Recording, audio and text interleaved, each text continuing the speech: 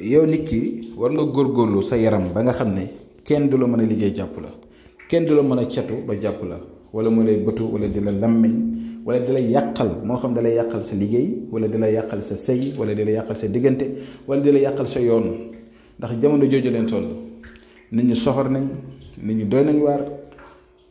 yenn saa yi sax nga nekk ak nit yaakaar na bëgg na la fekk bëggu la dégg nga moo tax nag lu ci gën a bari mën ngaa bañ a ñàkk def kenn nag lu bon waaye yow fexeel ba nga blende sa yaram ba nga xamante ni nii kenn du la mën a liggéey kenn du la mën a catu kenn du la mën a làmmiñu kenn du la mën a jugal di la yóbbu si sëriñ ba bëgg laa faagaagal wala mu bëgg a yàq sa sëy wala mu bëgg a yàq sa diggante wala mu bëgg laa séparer ak nit wala ñu bëgg laa yàqal sa lu mu mënti doon kon balaa nga naan da nga fay nekk ma waral nag lu ci gën a bari xam-xam yi nga xam ne yàlla jox nañ ñu ko duñ ko jël téye ko lépp loo xam ne yàlla xamal nañu ko ñu xam ko dinañ ñëw séddoo ko ak jàmm yàlla yi ndax ñu mën see jëriñu ndax jamono ju jaxasoo lañ nekk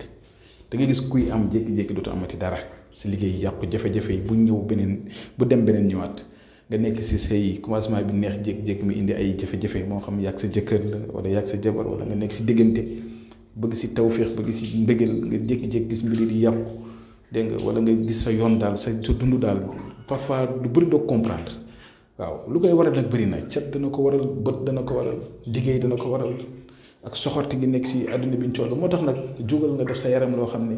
am na ay secret yu bëri yu leen yàgg jox si wàllu kaaraange si wàllu raxas yaram tey nag ma ni si joxaat bi yéeme ma bëgg nga ne ngeen teewlu ma bu baax yow miy déglu ndaxte balaa nga naan da nga fay nekk kon lii naa leen ko jox ngeen def ko ndaxte man mi leen koy wax lu may jëfandikoo la sama mbiru bopp la waaye gis naa njëriñ gis ne lu yomb la te jafewut te itam pour ñi nga xam ne nag ñaareel dañuy bëgg a def istixaara maa ngi jégalu nag dafa ni dama xawoon jàpp tuuti waaye xaw nañ disponible képp koo xam ne bëgg nga def istixaara sa mbiru bopp wala lu jëm si wàllu diggante mu nga ñu yónnee message ci numéro boobu 76 605 63 19 donc li ngeen gis nii soble bukki la soble bukki bii ngay ut sa benn leket nga jël ndox def si jël tuuti xorom def si nga jël soble bukki bi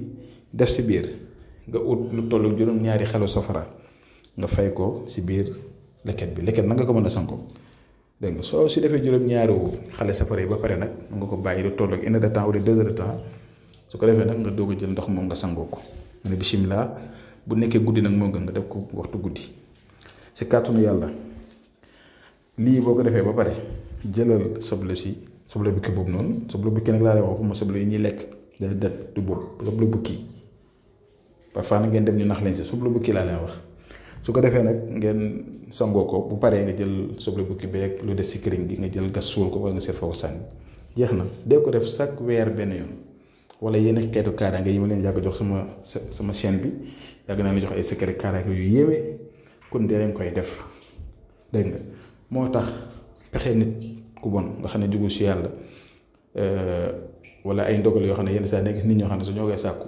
jug di la liggéey wala jug di la jéem a utal ay pexe wala jug bëgg a yàq sa sëy wala bëgg a yàq sa diggante wala bëgg laa yàq si liggéey wala bëgg laa yàq rek kon ñooñu war a leen may yoon boobu lu mu leen jaral pour ñu yàq la war na la kaa jaral yow pour nga defaru dégg nga kon loolu bëgg naa ngeen bàyyi xel defal leen seen bopp defal leen seen njaboot defal leen seen sëy parfois nga jékki-jékki sa jëkkër wala ginnaaw nga jàpp ne sa jëkkër moo yées fekk affaire yee ko jàpp rek kon loolu dinañ ko bàyyi xel te lii laa ñëw ne dans si waxtaan yi ñu ngi yéen fi yàlla aar ñu sàmm ñu si zaar ak si baatin yàlla guddal suñu far wédee suñu cër bu suba incha allah asalaamaaleykum wa rahmatullah